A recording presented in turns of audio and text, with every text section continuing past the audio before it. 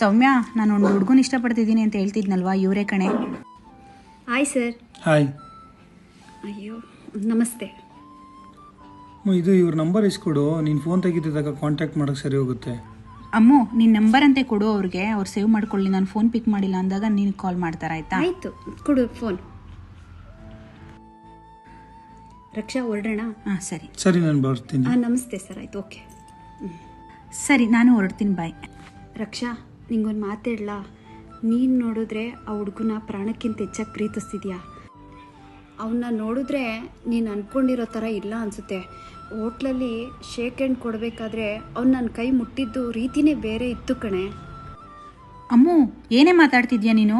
ಅವ್ರು ನೋಡಿದ್ರೆ ನಿನ್ನನ್ನು ತಂಗಿ ತಂಗಿ ಅಂತಾರೆ, ನೀನು ನೋಡಿದ್ರೆ ಅವ್ರ ಬಗ್ಗೆನೇ ಕೆಡ್ತಾಗ ಮಾತಾಡ್ತಿದ್ಯಾ? ಹಿಂಗೆಲ್ಲ ಮಾತಾಡಂಗಿದ್ರೆ ನನ್ನ ಹತ್ರ ಮಾತಾಡಬೇಡ. ಸರಿಯಮ್ಮ, ಆಯಿತು, ಬೇಜಾರು ಮಾಡ್ಕೋಬೇಡ. ಆಯಿತು, ಬರಲಾ ನಾನು? ಬಾಯ್. ಬಾಯ್.